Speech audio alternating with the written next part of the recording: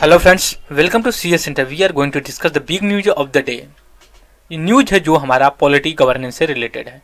सबसे पहले देख लेते हैं न्यूज क्या है। न्यूज ये है कि इलेक्शन कमीशन ऑफ इंडिया ने ये मतलब स्टार्ट कर दिया डिलिमिटेटिंग एरिया अब इन द असम में लोकसभा और स्टेट लेजिस्लेटिव असेंबली के सीट और राज्यसभा के साथ। तो हमें कई चीज़ें इंपॉर्टेंट होनी चाहिए। डिलिमिटेशन कमीशन को हम जो है कि टू द पॉइंट में डिस्कस करेंगे कि क्या है, कैसे कैसे काम करता है। यहाँ पे हमारा जो कॉन्टेक्स्ट है असम में डिलिमिटेशन का मतलब ये होता है ना, जैसे मान लीजिए मैं थोड़ा सा इसकी थिकनेस को पतला कर लेता हूँ तो फिर हमारे लिए बेटर होगा। एक सेकेंड, राइट।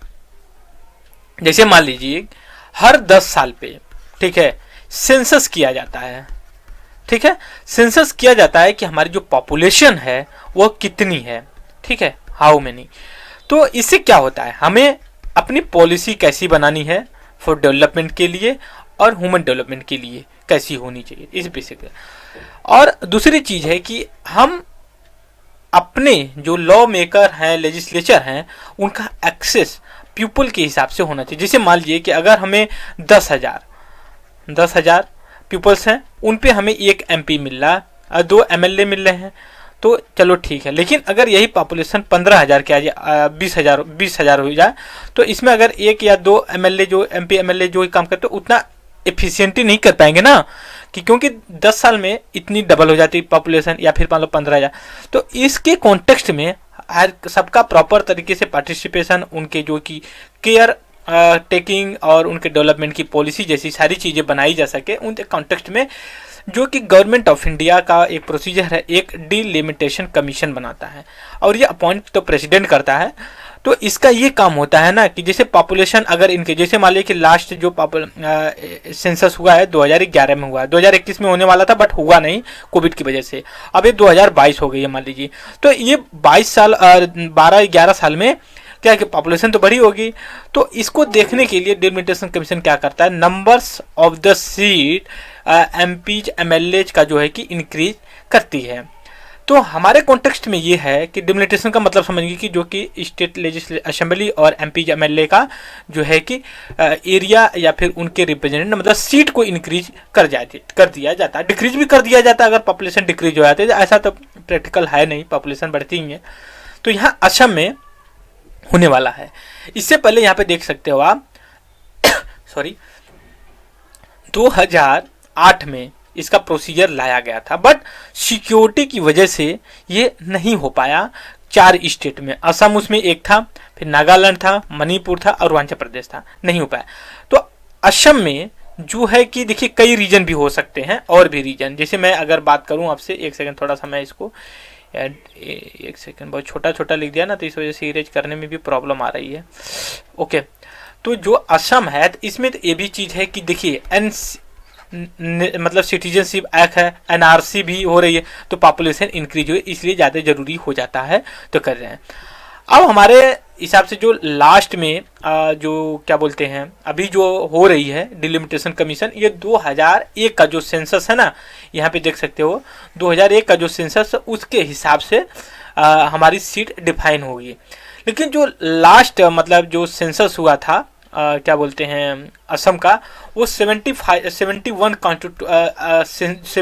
जो सेंसस हुआ था ना, 1971 का जो सेंसस जनसंख्या कैलकुलेट हुए थे, उसके हिसाब से 1976 में हुआ था, ठीक है, बट अभी तक हुआ नहीं है, तो इस वजह से ये इम्पोर्टेंट बन जाता है। दूसरी चीज़ ये है कि जो डिलिमिटेशन कमीशन होता है वो मतलब इलेक्शन कमीशन ऑफ इंडिया के हिसाब से, या फिर उसका कोऑर्डिनेशन, या फिर वहाँ के लोकल जो लोग होते हैं उनका जो है कि समर्थन या उनके कंसर्न से जो कि सीटें डिफाइन होती है। जब ये डिफाइन होती है ना, बहुत सी चीज़ों को मायने में रखा जाता है। वहाँ के फिजिकल फीचर्स कैसा है, ठीक है, बाउंड्री किस तरह की है, मतलब एडमिनिस्ट्रेटिव बाउंड्री, इंटरनेशनल बाउंड्री, फिर कम्युनिकेशन सिस्टम किस तरह का है, फिर पब्लिक का ओपिनियन और कन्वीनियंस किस तरह का है, तो ये सारी चीज़ें किया जाता है।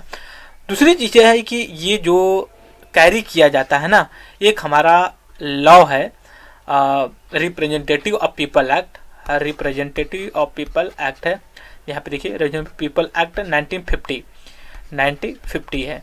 तो इसके अंतर्गत जो सेक्शन 8(1) है उसमें से किया जाता है। दूसरी चीज़ ये है कि जो कॉन्स्टिट्यूशन का हमारा आर्टिकल 170, ठीक है, ये कहता है कि मंडेट, देखिए यहाँ पे एज पर mandate under the article 70 of the constitution census figure 2001 shall use readjustment of parliament जो है कि पार्लियामेंट और स्टेट लेजिस्लेटिव असेंबली के सीट। एट प्रेजेंट टाइम में दूसरी ये भी चीज़ है, सीट की दी गई उनके लिए जो रिजर्वेशन की, मतलब जो आर्टिकल 70 बोल रहा है, ये कह रहा है कि जो हमारे SC ST है ना, नहीं, वो एडजस्टमेंट की बात करता है। 170 जो है वो ये कहता है कि, मैंने थोड़ा सा ओवरलैप कर दिया, ये कहता है कि सेंसस होगा 2001 के हिसाब से, ये मैंडेटरी है। लेकिन जो आर्टिकल अंडर आर्टिकल 330 और 332 इसमें SC और इसमें ST के रिजर्वेशन से रिलेटेड बात की गई है। अगर आपसे अब तक का क्वेश्चन पूछा जाए कि किस आर्टिकल में ये कहा गया है कि सेंसस कंडक्ट किया जाएगा, ठीक है, तो सेंसस कंडक्ट किया गया या फिर 2000 कौन से सेंसस के हिसाब से सीट को यूज किया जाएगा, तो वो 2001 का सेंसस है, आर्टिकल 170 है। लेकिन जब SC ST के रिजर्वेशन की बात की जाए स्टेट लेजिस्लेटिव पार्लियामेंट में या स्टेट लेजिस्लेटिव असेंबली में, तो वो आर्टिकल 330 और 332 है। तो ये बेसिक चीज़ हमने डिस्कस किया। एक बार हम ब्रीफ में और अपना फिगर आउट कर लेते हैं कि क्या हम जो डिस्कस करने वाले हैं या किए हैं अभी तक, उसका एक हम ब्रीफ लेंगे। सबसे पहले यहाँ पे देखिए, हमारा जो अभी सेंसस होगा असम का, ये 2001 का जो सेंसस है उसके हिसाब से होगा। जो लास्ट था वो 1971 का हुआ था और 76 में किया गया था।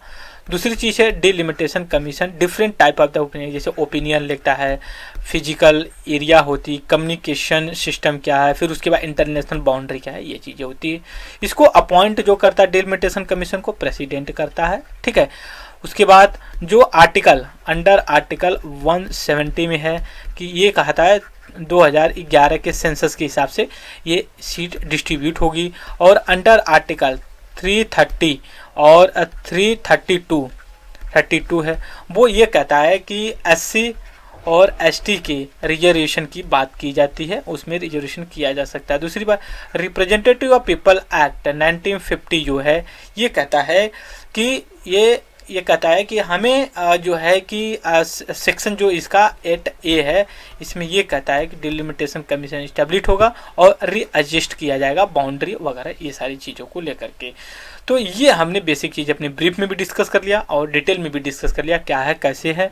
तो आज की वीडियो में और इस वीडियो में बस इतना ही, और thank you very much discussion.